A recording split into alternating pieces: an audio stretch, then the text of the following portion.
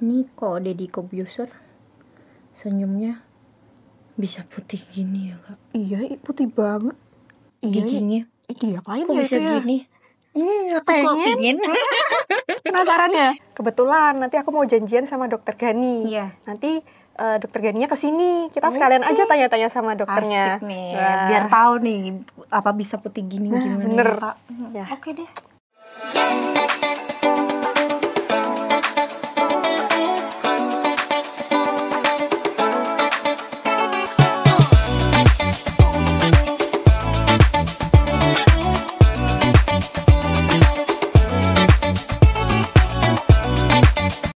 Halo Dokter Gani, selamat siang ya. Gimana kabarnya dok? Alhamdulillah baik dok. Alhamdulillah. Gimana kabarnya? Alhamdulillah baik juga. Ini kan masih nuansa Lebaran nih, dokter. betul. Mohon maaf lahir dan batin ya dokter. Ya, saya juga mohon maaf lahir dan batin Iya. Mbak Novi. Ini dok, tadi aku sama Mbak Novi ini ketemuan nih di luar. Kita lagi bahas tentang influencer di media sosial yang giginya Iya, tuh yang giginya putih gitu. Kalau senyum cantik, Sempet elegan soden gitu. gitu. Kita tuh jadi pingin dokter. Lah itu kira-kira saya tanya sama dokter Vera, dokter ini kira-kira diapain ya gitu. Terus kan saya inget nih, saya ketemuan sama dokter Gani. Nah sekalian saya bawa Mbak Novi nih buat nanya-nanya lebih lanjut. Pengen nanya-nanya. Sebenarnya itu tuh diapain sih dokter biar bisa putih gitu? Oh, oke Mbak Novi. Mungkin banyak yang penasaran ya, kenapa sih public figure, terutama yang di Indonesia, giginya kayak tidak ada cacatnya, Iya, benar terus banget. bagus Mulus, banget tuh, cantik mulus, putih kalau kayak senyum, gitu. Itu biasanya pada menggunakan veneer. Apa itu veneer dokter? Veneer itu bahasa gampangnya itu adalah tambalan permanen yang digunakan untuk mengembalikan fungsi gigi supaya terlihat lebih bagus. Kayak misalkan ada gigi yang habis kecelakaan, jatuh, patah, ada yang giginya berjarak, kemudian ada giginya yang berlubang, serta banyak bahkan ada yang orang yang enggan memakai behel, pengen rapi dengan cara instan, ya solusi satu-satunya ya mungkin bisa di veneer, tapi dengan ketentuannya ada indikasinya. Oh gitu. Bedanya sama bleaching dokter? Tentu beda ya. Kalau untuk bleaching itu kan posisinya untuk mencerahkan gigi, di mana dia tanpa perlu tambalan. Jadi proses bleaching itu kan proses memutihkan gigi sesuai gigi yang berarti diinginkan. gigi asli terus di bleaching gitu. Tapi kalau veneer itu tambalan, ada tambalan. Berarti tambahan di gigi aslinya. Iya benar. Oh gitu. Jadi ada lapisannya gitu ya dok. Iya. Oleh sebab itu kan veneer harus dilakukan pengikiran email. Berarti dikikir dulu. Dikikir. Baru ditambahkan. Nah, kikirannya itu ya ada yang minimal intersentif, di mana di sana itu pemotongannya sedikit.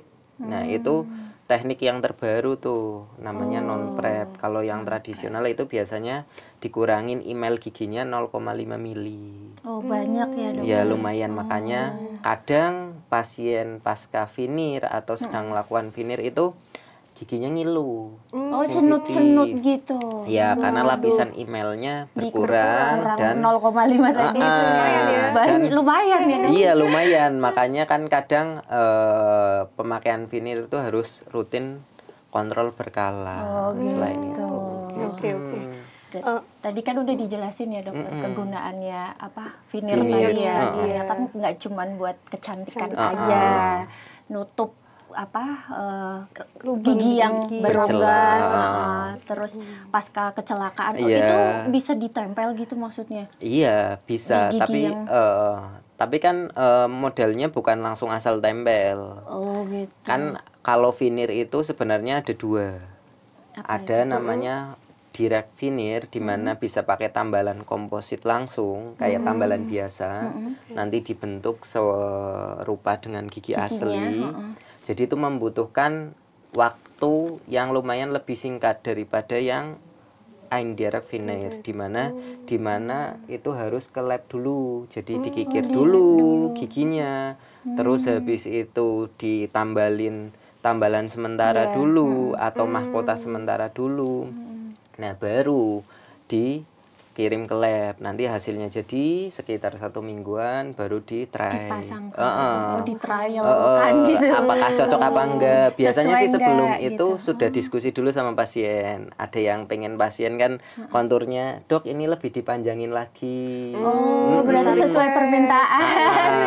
Ya memang kita kan biasanya kan melihatnya secara ideal, tapi kan pasien mungkin ada perspektif lain yang dia inginkan. Iya. Kayak misalkan zaman sekarang kan ada yang seneng tuh cewek-cewek yang digingsulin, ada yang ibaratnya dipanjangin giginya kayak gigi kelinci. Ya, Dok.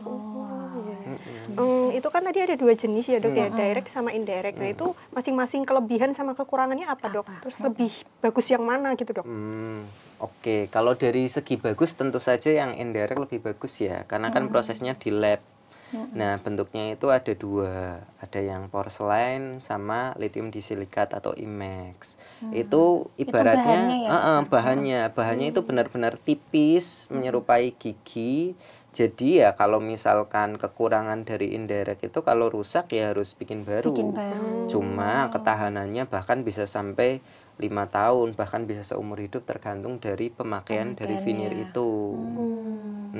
Tapi kalau yang direct ya tentu dari segi biaya lebih murah ya, karena dia memakai bahan tambalan biasa. Hanya biasa. Cuma kekuatan dari segi kekuatan sama estetik mungkin lebih sedikit berkurang. Jadinya ya, Dok, ya. Karena lebih cepat juga ya, Dok, ya, tadi pemasangannya ya. Ibaratnya one day service bisa dilakukan kayak berarti gitu. bisa sehari. Pada saat itu juga. Oke. Emang prosedur pemasangan veneer sendiri itu seperti apa sih, Dokter? Ya, kalau pemasangannya sendiri kan berarti kan ada yang tadi sudah saya jelaskan. Yang pertama adalah yang direct, bisa langsung. Jadi ibaratnya Mbak Novi atau Dokter Safira datang ke poli, langsung dicek, oh ternyata ini membutuhkan indikasi veneer dan ternyata ini bisa dilakukan veneer direct. Ya bisa langsung hari itu langsung dikerjakan. Tergantung dari tingkat keparahan lubang dan sebagainya, ya gitu. bisa berarti dicek dulu secara keseluruhan gitu. Berarti hari itu juga nggak bisa langsung dipasang gitu, Dokter? Kalau yang direct bisa, tapi kalau yang indirect harus pertama kita konsultasikan dulu pengennya bentuknya gigi yang seperti apa. Jadi kita cetak dulu. 2 jenis itu dicetak. Setelah dicetak habis itu pertemuan berikutnya kita bikinkan mahkota sementara dulu. Terus habis itu giginya dikurangin. Terus setelah gigi dikurangin kan nggak mungkin di polosan kan, ibaratnya nanti bikin sensitif, jadinya ditutup sama tadi mahkota sementara dulu. Nah, habis itu cetakan yang baru dikirim ke lab sampai hasilnya jadi seperti itu. Memang lumayan agak panjang prosesnya. Karena kan ibaratnya untuk kesehatan nggak bisa asal instan, biar nggak menyebabkan sakit di kemudian hari gitu ya. Oke, Dok. Nah, ada nggak sih, Dok, kondisi-kondisi yang sekiranya itu nggak boleh atau ya istilahnya bahaya gitu, Dok, kalau dipasang veneer gitu? Oke.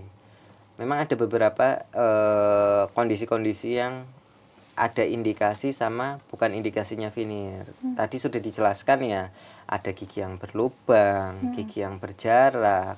Tapi dalam artian giginya itu berantakan juga tapi tidak yang parah. Kalau terlalu parah itu kan menguranginya lebih dari 0,5, otomatis dia indikasinya beda, jadinya nanti crown. Nah, terus kalau untuk yang tidak bisa dipasang veneer ada beberapa kelainan yang tidak bisa. Salah satunya kayak misalkan dia ada amelogenesis, ya ibaratnya dia kan udah enamelnya udah hilang banyak, otomatis ya nanti dipasanginya crown. Terus ada juga yang ibaratnya gigi yang sudah rusak parah, yang tinggal sepertiga mahkota, otomatis itu udah nggak bakal bisa, harus di fiber dulu, dibenerin dulu, biar kuat nantinya, seperti itu. Terus berapa lama sih, Dokter, veneer itu bertahan? Kan tadi ada 2 contoh veneer itu ya. Yang satu berapa lama, yang sebenarnya kalau misalkan kita mengutip waktu ya, karena kan kita kan nggak bisa menjanjikan ke pasien berapa lamanya. Tapi yang jelas selama menjaga kebersihan rongga mulutnya benar, kemudian selama makannya benar, dalam artian tidak makan yang keras, tidak makan yang lengket di bagian veneer, ya insya Allah veneer bahkan bisa bertahan sampai seumur hidup. Dua-duanya, untuk keduanya ya. Cuma ya memang kalau untuk direct, ya kekurangannya dia kan dengan bahan tambalan komposit ya. Jadi mungkin di kemudian hari bisa berubah warna. Oh gitu. Ya, kirain misalkan tetap putih. Karena kan posisinya ada juga orang yang coffee addict nih. Iya, ibaratnya betul. tiap hari itu. Kadang nih. Iya, tiap pagi. Iya.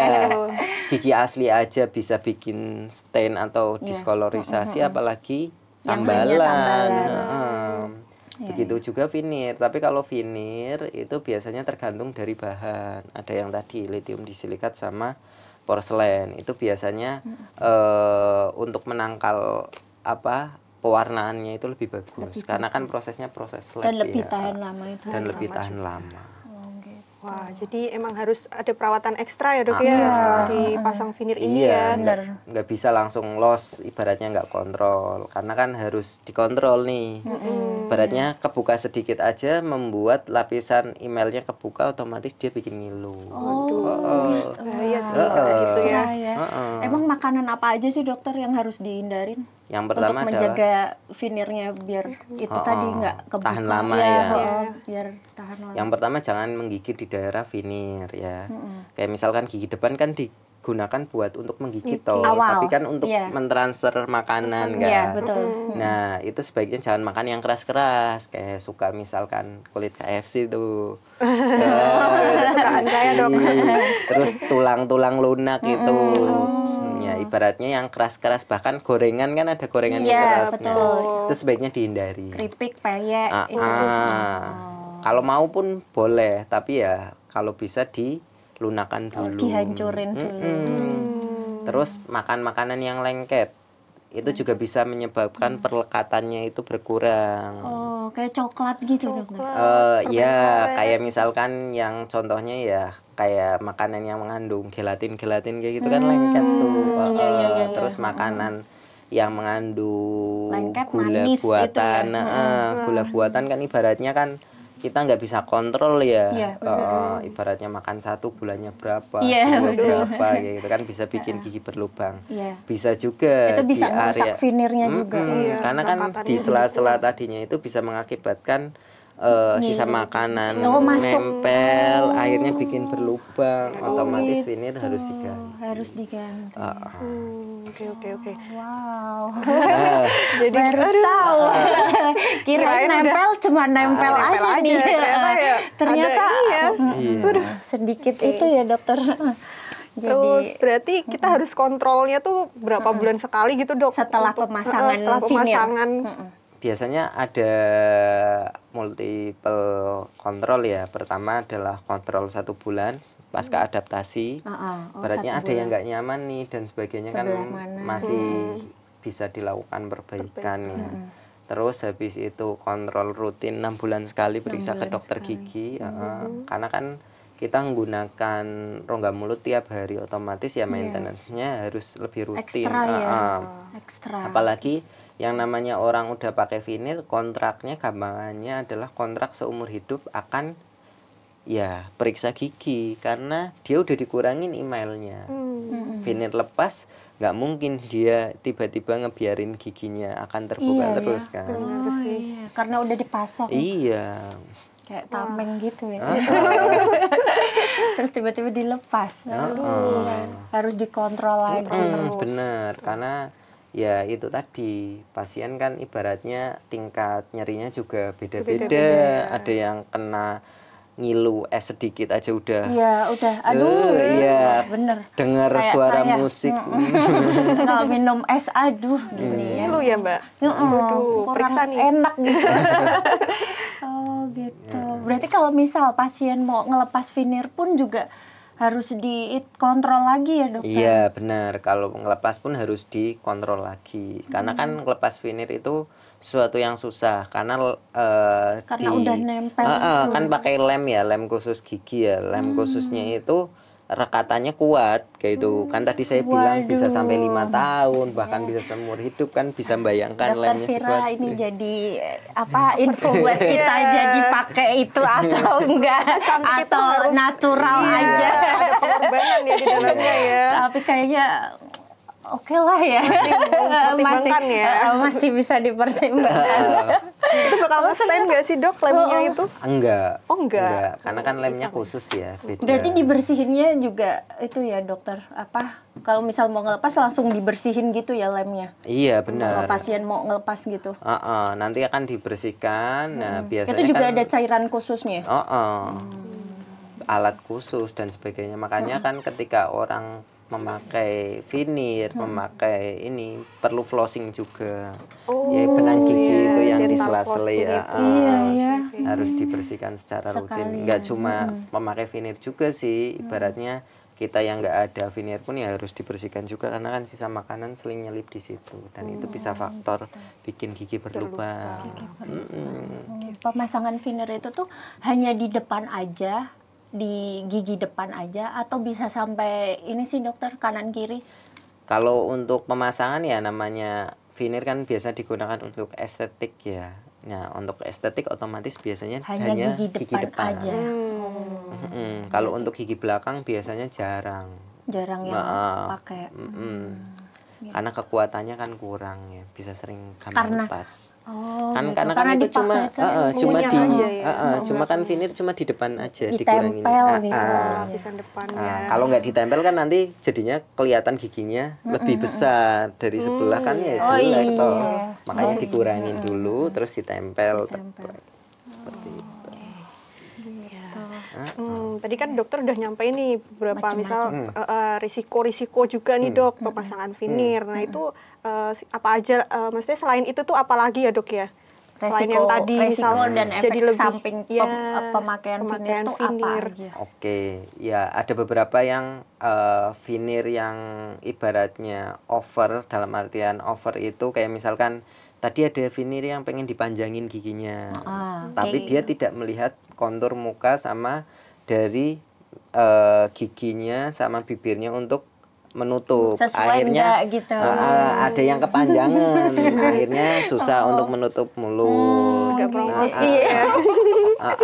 Terus juga ada yang banyak juga yang veneer yang ya ibaratnya pasangnya bukan di dokter, di kayak salon kecantikan, kan banyak juga dokter. Yang bukan dokter, yang itu kayak tukang gigi yang akibatnya akan membuat iritasi pada gusi, kemudian rasa gigi yang sakit karena bahkan ada yang menyebabkan sampai ke kanker mulut kayak gitu. Ibaratnya itu hal yang sepele ya, karena dalam arti dilihat ya. tidak sesuai. Benar. Standarnya itu ya. Nah itu yang jadi permasalahan. Bahaya banget ya berarti ya Mbak Novi, harus sesuai dan di tempat yang semestinya. Iya benar. Dokter gigi. Betul banget. Berarti bisa ya dokter dilakuin di klinik, di polikliniknya dokter, di RSWN langsung? Bisa. Kalau di RSWN bisa di poli gigi umum atau poli konservasi gigi. Kalau nggak di poli umum atau konservasi gigi. Gitu. Oke. Nah dok, kalau pemasangan veneer itu kan berarti kan estetik ya dok ya, dan pasti nggak di cover BPJS nih. Kita sebagai yang pengen nih misal pasang veneer, kira-kira harus merogoh kocek berapa ya dok ya? Satu gigi berapa? Satu giginya. Sebenarnya kalau untuk veneer direct ya lumayan agak murah ya, standar ya, untuk ya sekitar 600-an ke atas ya. Satu gigi. Satu gigi. Cuma kalau yang indirect itu tadi kan berdasarkan bahan, ada yang lithium disilikat, ada yang porselen kayak gitu. Itu biasanya di atas 3 jutaan. Itu satu gigi. Lumayan. Lumayan ya. Karena harus nge-lab dulu nih dok. Iya, benar. Sawah dulu. Panjang soalnya. Ini berarti masuk ke mitos atau fakta ya dokter ya? Iya. Mau nanya nih, pemasangan filler itu dianggap dapat membuat gigi rapuh, bener atau nggak sih dokter, filler? Sebenarnya kalau dibilang rapuh enggak ya, tapi kalau ngilu jelas iya, karena kan posisinya dikurangin emailnya. Email kan pelindung terluar dari gigi. Iya, betul. Kalau dikurangin ya otomatis jadi ngilu. Kalau rapuh ya sebenarnya masih kuat. Yang dikurangin kan hanya 0,5 mili aja. Gitu. Kalau dari kasat mata kan nggak kelihatan Iya. banget, tapi kalau dari segi mikroskopis ya kelihatan. Kelihatan. Dan bikin ngilu. Ibaratnya berlubang kecil aja. Iya, sakitnya minta ampun. Apalagi bener yang banget. dikikis ya, Apalagi Mbak, yang ya. dikikis itu. Nah, Berarti mitos ya dokter? iya mitos. Mitos kak. Tahu bikin gitu. Terus pemasangan veneer itu bikin bau mulut, ya nggak sih dokter? Sebenarnya kembali lagi ini tergantung dari pemasangannya sesuai dari kaidah atau enggak, karena kan posisinya yang namanya veneer itu enggak bisa nutupin gusi. Jadi kalau misalkan dia pemasangannya benar, kemudian pembersihannya benar, ya sama kayak perawatan gigi pada umumnya, bahkan sama kayak perawatan gigi yang normal sehat, dalam artian bukan memakai veneer seperti itu. Jadi ya bukan karena veneernya, tapi karena sisa makanan yang menempel. Yang membuat bau mulut. Lagi-lagi tentang itu tadi ya Mbak ya, kita rajin Cara untuk merawatnya membersihkan, merawat gimana? giginya Iya. ya, itu yang menentukan. Iya, gosok gigi 2 kali sehari, kemudian flossing, Gosok yaitu gigi sehari 2 kali. Heeh. Oh, berarti sama ya seperti yang pada umumnya. umumnya orang tanpa veneer ya dok ya. Boleh nggak sih dokter pasang veneer tapi pakai apa tuh cairan yang buat pembersih gigi itu? Cairan Kumur Yang itu buat ya. kumur. obat kumur. Iya, maksudnya obat kumur. Boleh, tapi obat kumur yang seperti apa? Tapi kalau saya biasanya menyarankannya ya hanya gosok gigi, flossing, kumur ya diperlukan kalau misalkan ternyata apa ya pasca pencabutan bisa ditambah betadine obat kumur. Oh, gitu. Oh, pasca pencabutan pun juga apa ditambah obat kumur itu. Biasanya Biar nggak ngilu. infeksinya biar nggak menyebar seperti itu kalau ada infeksi. Nah, terus dok yang mitos fakta selanjutnya, tadi kan dokter sempat nyampein ya kalau sekarang tuh banyak tren-tren gigi kayak apa? Gigi Gigi kelinci, gigi terus gingsul, pakai gigi terus gingsul. ada yang pasang veneer yang full white, yang putih maksimal itu. Nah, itu tuh kalau dari segi kesehatan tuh gimana ya dok ya? Sebenarnya kalau dari Baik atau enggak? segi kesehatan kita kembali lagi ya, kita diskusi dengan pasien bahwa akan memberikan keuntungan sama kerugian yang seperti apa ke pasien. Oh, Yang jelas berarti diedukasi dulu dokter sebelum apa pemasangan. yang jelas kalau untuk gigi kelinci, selama gigi kelincinya itu nggak kepanjangan, masih dalam batas normal, ya nggak masalah. Soalnya memang ada beberapa orang itu kondisinya mengalami kelainan gigi.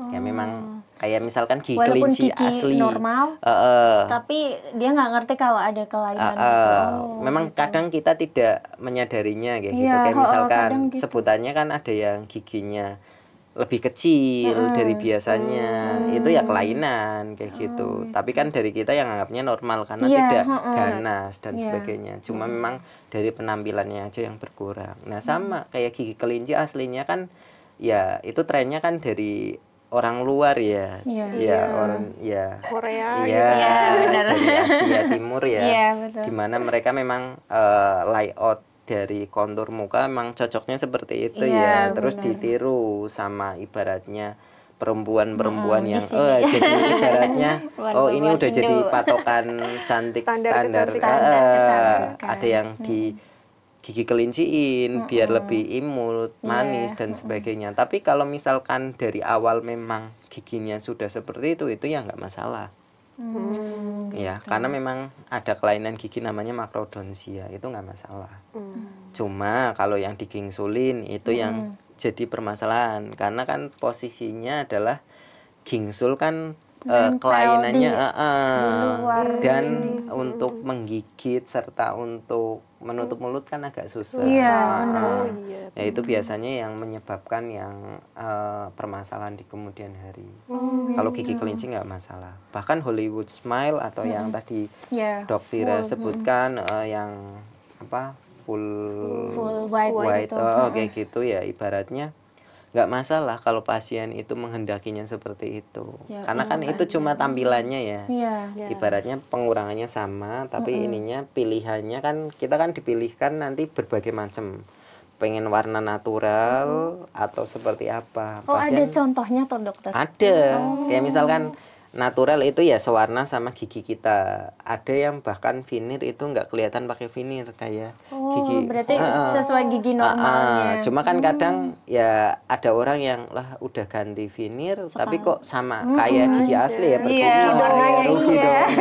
Bener dong. Kan akhirnya putih. miliknya yang putih sekalian kayak gitu. Ya nggak masalah sebenarnya. Tergantung selera dari pasien, cuma dari kami tetap mengarahkan baiknya seperti ini sama kontur. Kadang kan ada yang nggak match sama warna kulit, tone kulit, kan ada yang kontras ya dok ya. Nanti ini keputihan, nanti ya kalau pasien nggak mempermasalahkan hal tersebut ya siap aja untuk dibuatkan. Kirain nggak ada contohnya. Ternyata ada katalognya gitu ya. Ya lebih tepatnya sih berdasarkan ini ya, set guide dari masing-masing gigi kan ada sampelnya udah. Jadi kita tinggal milih pengen yang seperti apa warnanya. Berarti bisa trial juga merekanya nanti kan sebelumnya. Kita kan sebelum melakukan kondisi pengikiran veneer itu kan nanti kita kan akan menilai dulu warnanya itu warna mana kayak gitu. Nah ini warnanya udah sesuai sama warna natural, mau warna seperti atau apa lebih putih lagi. Nanti kan ada kode-kodenya, nanti pengen lebih putih lagi seperti ini seperti ini kayak gitu. Berarti ada booknya. Wah, nggak kerasa ya, bener. Bincang asik banget nih masalah veneer. Bener Kak. Nggak kerasa kita ternyata udah di ujung acara ya dok ya. Nah dari dokter Gani nih apakah ada closing statement atau tips-tips untuk kita? Atau mungkin mau promosi di poli giginya dokter, jadwalnya kapan biar bisa didatengin sama sobat-sobat wanita di rumah. Ya mungkin dari saya yang pertama adalah jagalah kebersihan gigi. Yang jelas jangan tunda-tunda sampai gigi itu berlubang besar. Karena kalau udah berlubang besar otomatis akan membutuhkan biaya yang lebih ekstra. Dibandingkan dengan orang yang rutin kontrol gigi 6 bulan sekali. Karena kan paling hanya scaling. Iya kan? Nah, otomatis ketika perawatan itu dijaga, otomatis kualitas hidup dari pasien juga akan terjaga. Karena mereka kan akan men-spend biaya kesehatan untuk yang lainnya. Seperti untuk itu. Tampil lebih ya. Entah itu terjaga dari segi secara kesehatan, secara kualitas hidup, karena kan otomatis dia jadi orang yang sehat. Ya kan? Tidak ada permasalahan kan. Intinya jaga kesehatan gigi dan mulut. Cintai karena mulut. Gigi investasi masa depan. Betul banget. Oke, udah di ujung acara nih ya Kak. Terima kasih banyak dokter, ilmunya tentang veneer yang kami pingin. Semoga ya ini jadi pertimbangan buat kami dan bermanfaat juga buat sobat wanita di rumah ya dokter. Oke Kakak, kita mungkin bisa sebelumnya jangan lupa ya klik like, share, and komen. Bisa komen di bawah ini nanti. Kalau informasi-informasi yang tadi disampaikan dokter Gani kurang, mungkin bisa tanya lewat komen di bawah ini. Dan jangan lupa subscribe untuk tahu info kesehatan wanita lainnya di channel apa Kak? RSWN TV. Gitu. Sebelum closing kita tagline dulu ya Kak. Mbak Novi. Tahu dokter tagline-nya? Belum tahu ya. Ceritakan ceritamu di tentang wanita. Gitu. Kita ulangin ya dokter. Oke, sama-sama. 1, 2, 3. Ceritakan ceritamu di tentang wanita. Sampai ketemu lagi di tentang wanita selanjutnya.